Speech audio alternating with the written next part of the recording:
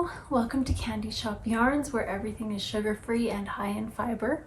I am Deborah, your confectioner extraordinaire, and I am here to talk about all of my creative endeavors with you. This is episode 4 of my maker's vlog.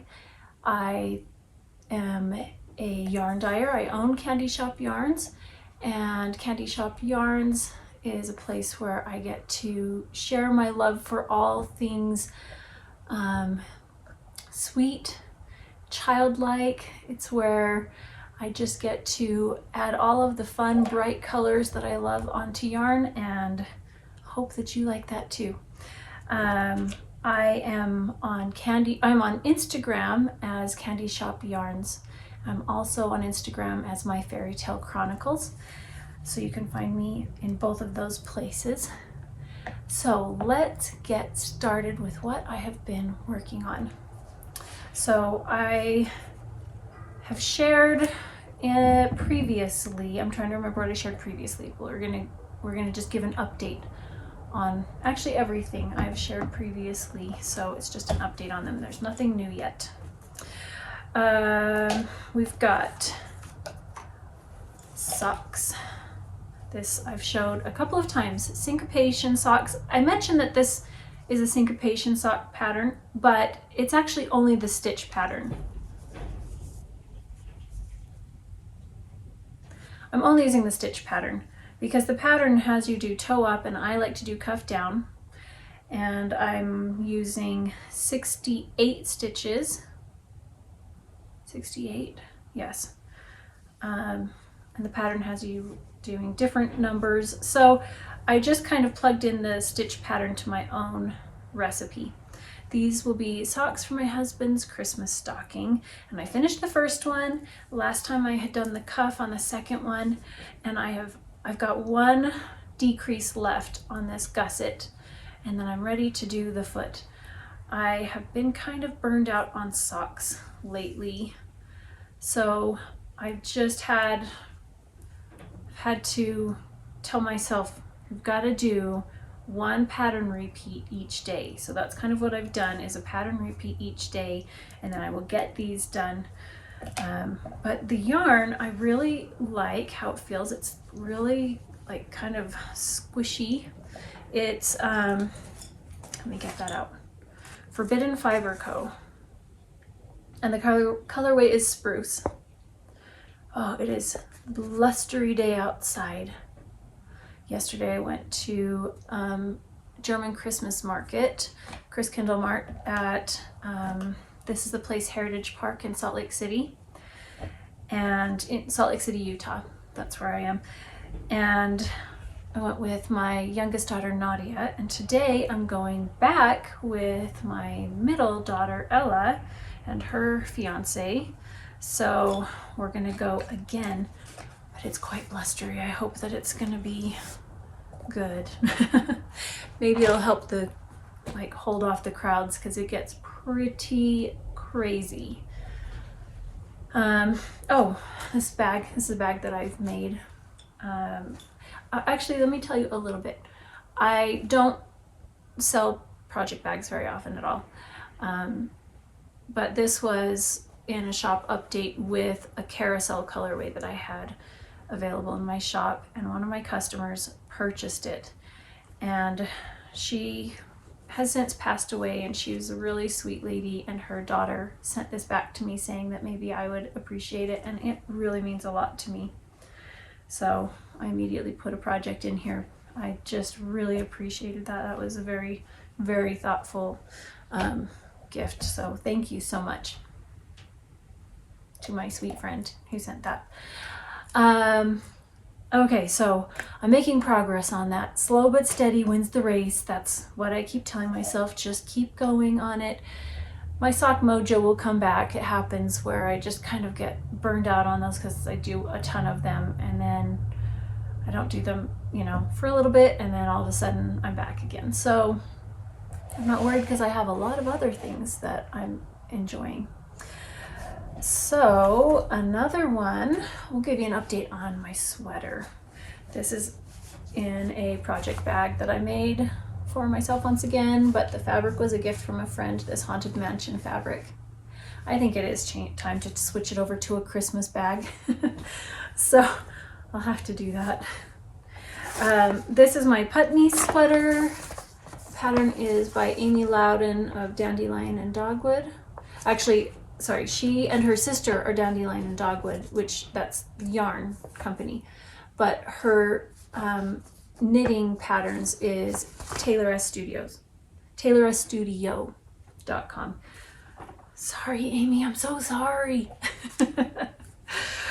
But she's so talented and so sweet, and her patterns are fantastic. So I'm even using her yarn, the Dandelion and Dogwood yarn. And so let me pull out the yarn because I forgot to mention it last time. The yarn is Ice Disco on the Merino DK base. And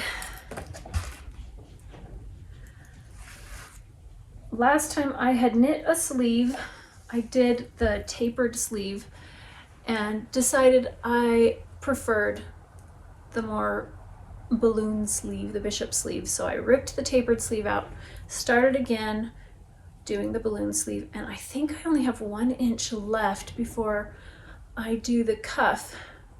And what I've been doing is just holding all of the stitches until I do all the body, like the body and the sleeve knitting, before I do any of the ribbing, so I can make sure I have enough yarn, all of this colorway.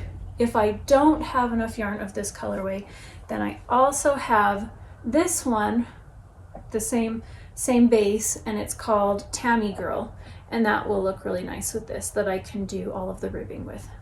So I think I'm gonna have enough yarn. I'm trying to find, let's see, where's all my yarn available? Okay, I've got, whoa, this much yarn left, and I need to do 1 inch on my sleeve and do the other sleeve. I think I might have enough, but we'll just wait and see how that goes. But I have been alternating skeins using the helical knitting method, and I think that that's worked really well. So that one I haven't done as much on. It's a little bit tricky to do because I have yarn attached everywhere, because I didn't cut the yarn on the bottom, and I have 2 skeins on the sleeve, and so I have to try to manage all of those because I just don't want to weave in more ends than I have to. So I could cut the bottom, and that will make it a little easier, but I'm just leaving that attached. But when I get to the sleeve, I don't want to cut the one on the sleeve, so then I'll have 4 balls of yarn attached when I do the other sleeve. I'll figure it out. It's all fine. It's fine.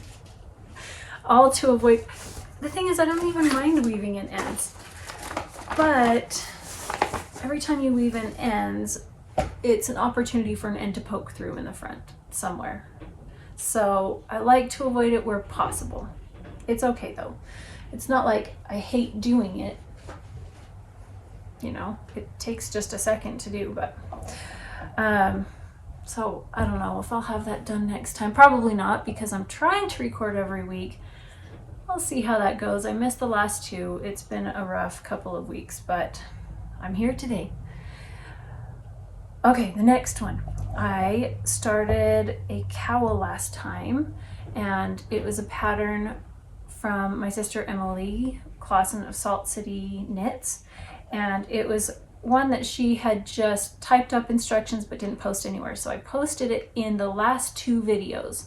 So if you want to see the instructions, you have to go back and see that and just screenshot that.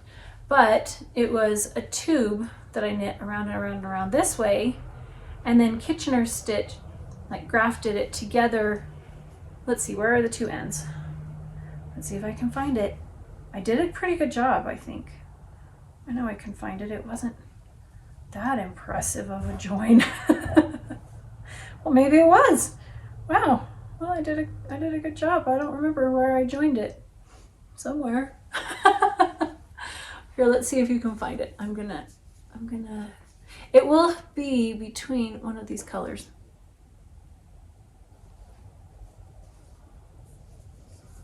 I'm trying to remember what order I did things in. Oh, it would have been right here. Between this white speckly and the pink, purple, red one. So it turned out pretty darn good. I couldn't even find that. But you know, I did a provisional cast on with crochet chain and picked up the bottom loop of the crochet chain and then undid that. And let's see. Yeah, I did videos. I took some videos of that. I forgot. I took videos of me picking up the stitches on the crochet chain and of me then pulling the crochet chain out.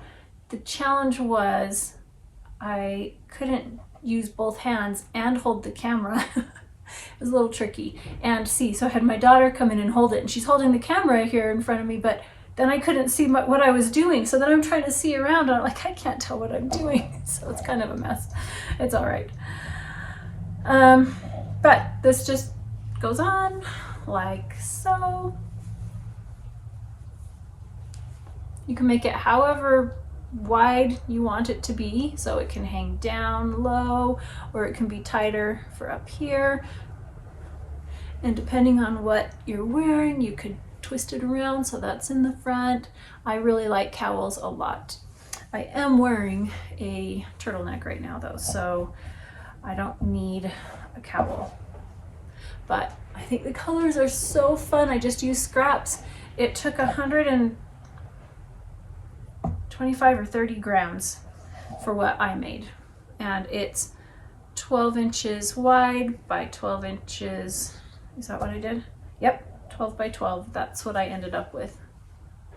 I did block it really carefully to get it to be only 12 inches wide. It wanted to go wider, but I didn't want it to be really wide. So I tried to keep it the measurement that I had before blocking this way, and it kind of lengthened it that way.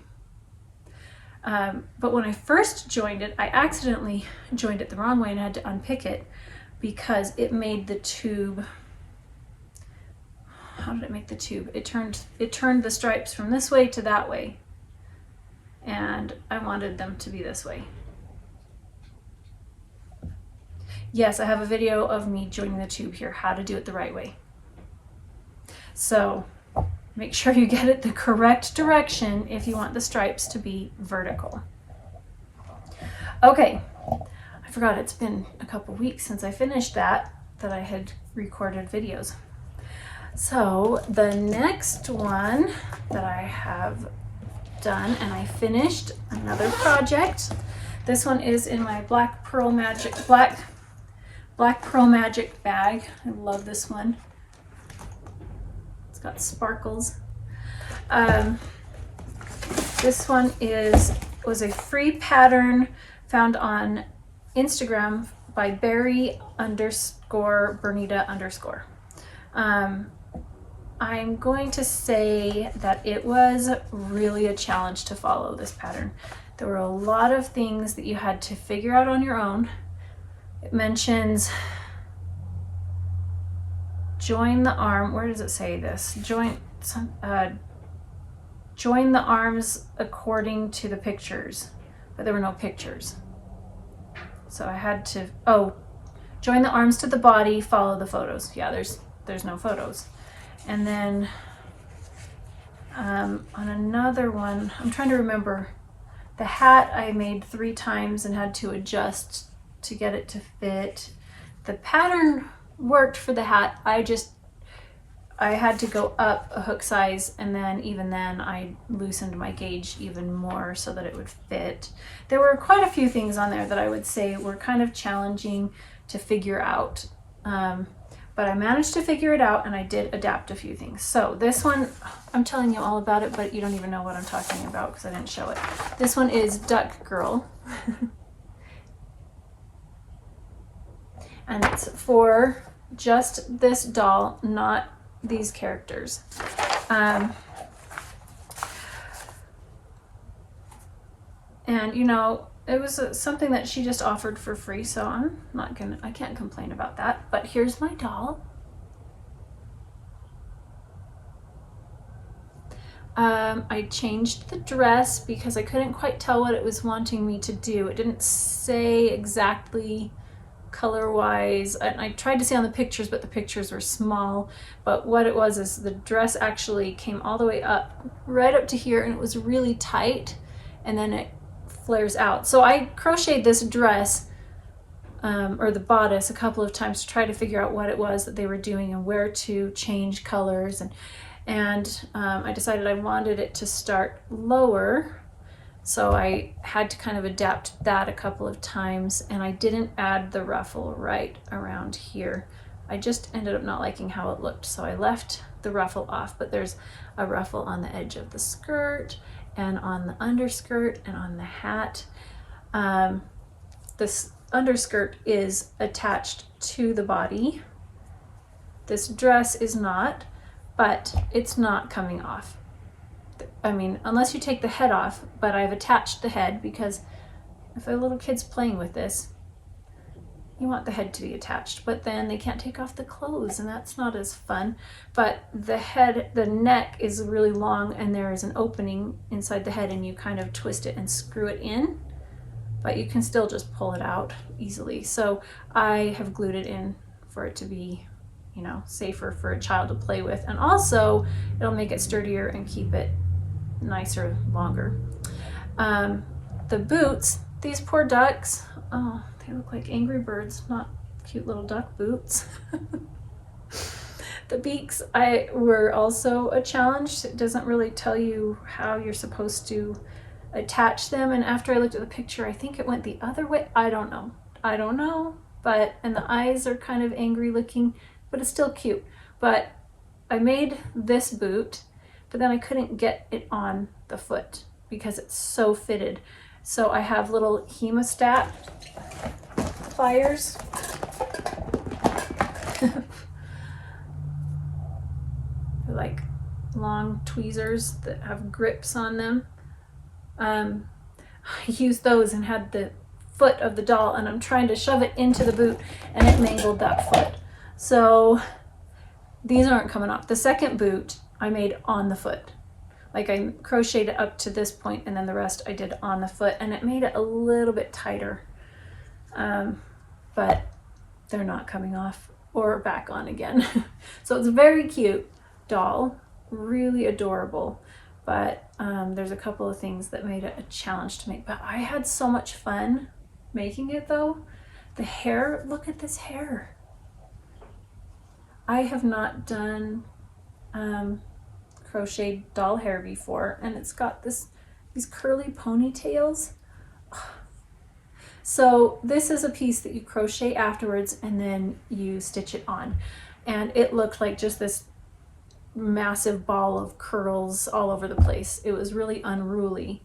So this part right here I placed on the head. It's not directly on the top of the head, it's placed back a little bit, and I glued that down, and then I took all of my sewing pins and started one by one pinning down all of the little, these were all curly as well, like pinning the bangs down where I wanted them, pinning down each strand of hair down to where I wanted it to be attached, and I left some loose so that it could have kind of more of the appearance of cute curly ponytail. And then I went through and I used the same yarn and I separated the strands and used thinner strands and stitched down each strand of hair all the way around, and I went through and I did that twice. So the top is glued and then it's stitched around twice, and then I gathered these into ponytails. And then there's a cute little sun hat here that I'm trying to decide if I'm going to attach that or not. You know, everything else is attached. Probably not. I think I'll just leave that. And then the eyes are safety eyes, and you do some embroidery afterwards, and I added blush with some chalk pastels on the knees and on the cheeks. And she's super cute, and I am hooked. I already want to make more amigurumi. So I showed last time the yarns that I was using, but they were all, oh, let's hope I got it right this time. Scheepjes Catona.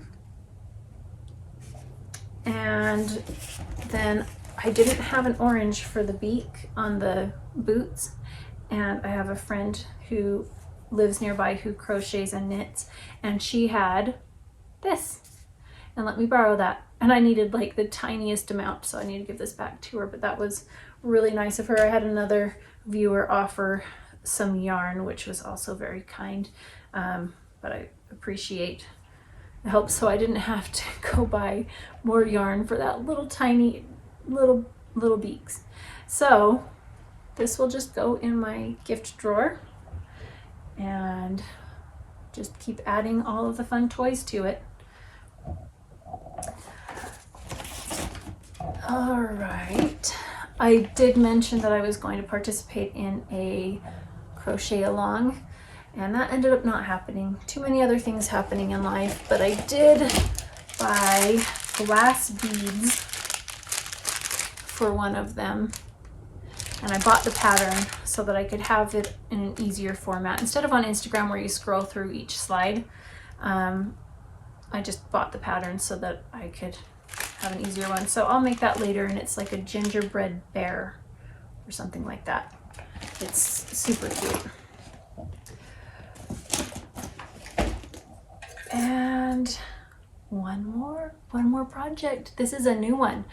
This is one that I'm starting today. It is December 1st, and on December 1st, if you are a knitter or crocheter, lots of makers and lots of people, you have a creative countdown calendar, and I've got a yarn one that was a gift from a friend. We do a swap each year, and I have to show you today's. Had a Alice in Wonderland project bag because I love Alice in Wonderland so much. Very cute. And it is, does it say who it's from? Like who the maker is? It doesn't. And I had a little pouch as well. Super cute. If I find out, I'll put it in the show notes in the description box below, but I'm not sure who the maker is. And then this yarn, I don't know who the dyer is either, but it goes together very well. So the pattern, oh, and a little chocolate. This is a dairy-free chocolate. Very nice for me. Okay, this is what I'm going to be making. This was just released. It is a crochet scarf called the Baubles and Berries, and this is by Sandra of Cherry Heart.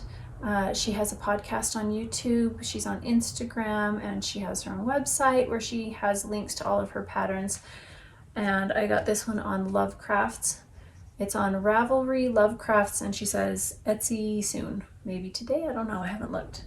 And it's fun because it's different than, you know, a lot of them are knitted patterns, and I've been kind of feeling the crochet bug a lot lately, especially with an advent where crochet goes faster.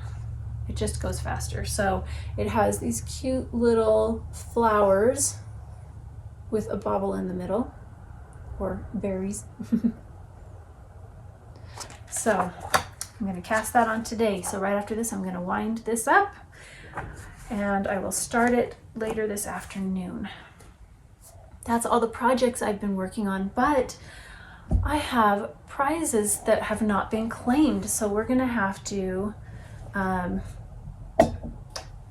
have new winners drawn. I did draw new winners. So there's the monster sock set that hasn't been claimed, and old-fashioned whorehound sock set that hasn't been claimed. So the monster sock set, the winner is Debbie Stuckey or Stuckey, Stuckey.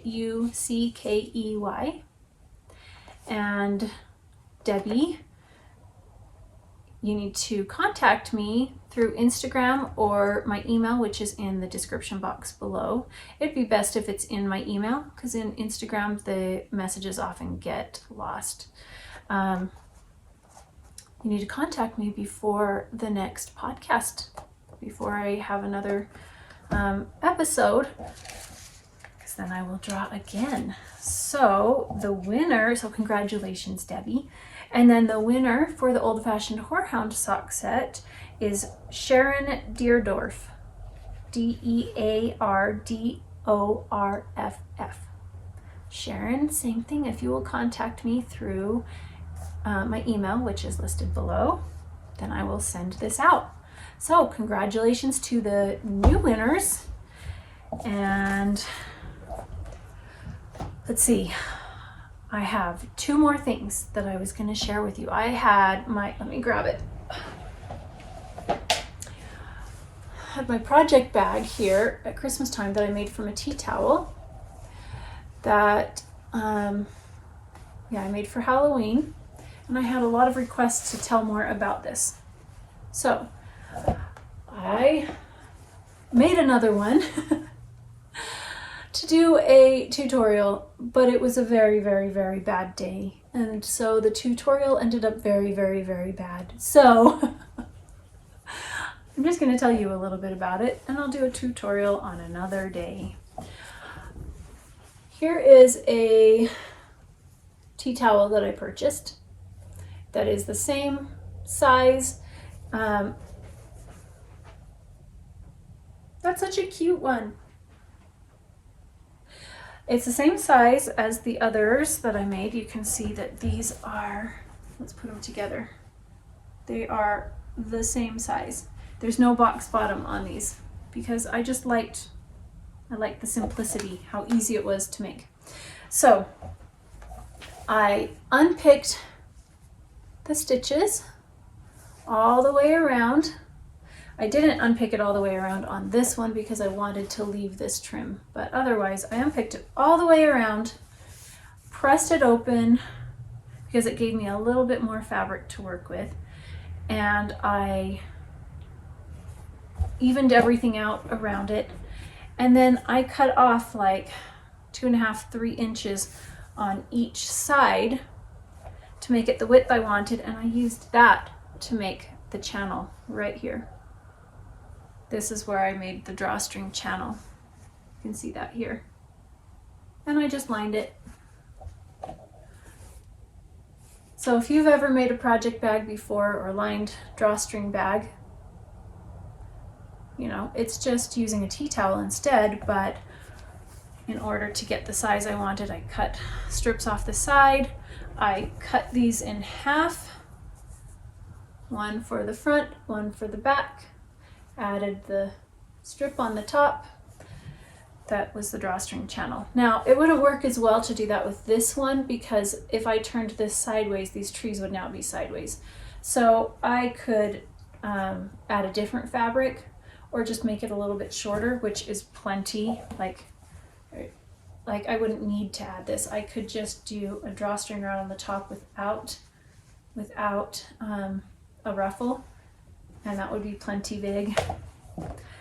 But there's my very brief, poor explanation of how I made a tea towel into a project bag. So maybe in January, we'll see, I'll do a tutorial for that. But I do need to mention that I'm not the one that did this, that came up with this first. My friend Margaret did. She made me a bag. And that's where I first saw it, and I thought she's brilliant. So we've got to give her the credit because she's the one that came up with it that I saw. Okay, time for our sweet moments here on Candy Shop Yarns. In the Christmas holiday, not everybody, but many of us love hot chocolate. Well, I sadly have not been enjoying hot chocolate so much because I need to have all of my food gluten-free, dairy-free, egg-free. I mean, it limits what you can have. So I found some dairy-free hot chocolate that I thought I'd tell you about. We got a Keurig last year, and so I was looking for some pods for it and found a dairy-free hot chocolate on Amazon. I will link that down below, and it will be an affiliate link, so if you purchase it from that, I will get a small amount from that. But it had a lot of different flavors. And a cinnamon churro. So we have peppermint bark, hazelnut cream, cinnamon churro, and chocolate peanut butter. And then also just a plain chocolate. And those are fine, but I found that I really liked adding in a little bit of this Ghiradelli double chocolate. Now this one you make with milk, this one is made with water. Well, I just added a little bit of this in to the water and it was yummy. But what puts it over the top are two things. You gotta have peppermint marshmallow Peeps if you like marshmallows because it's yummy. I love marshmallows in my hot chocolate, and these are extra fluffy and they have peppermint on them, but not too much. I'm not a fan of like stirring my hot chocolate with a candy cane because it's too much peppermint. So this is just the right amount. But if you're not a marshmallow fan, another dairy-free option that I loved, that I do use a lot, is this coconut milk whipped cream. So I took some of this with me yesterday when we went to the German Christmas market because they serve hot chocolate there, but it's not dairy-free. So I went prepared and I did, what did I do yesterday? I did the hazelnut cream with this and this, and that was yummy. So for those of you who are looking for a yummy dairy-free treat, I recommend that definitely. I've got my cute little Christmas mug that I'll make that in. So what treats do you like to enjoy during the Christmas season? This is the time where we all put on those 10 pounds that then we, during the New Year's, we make resolutions to take off. So what's your favorite Christmas treat to enjoy? I'd love to hear about it in the comments below. If you have good dairy-free chocolate recommendations, I would love to hear it. Let me grab the one that was, where did it go? That my friend gave me, right here. My friend who gave me the orange yarn to try had a full bar of this one. I believe it was a full bar. And I tried that and it was yummy. I think, Ashley, is that the brand that it was? This is from a different friend, but I'm excited to try this one and see if this one is the same, because it tasted really good. It didn't, a lot of dairy-free chocolate can be grainy or bitter or too dark. I like dark chocolate, but sometimes it's too dark. So I'd love to hear if you have any recommendations for me.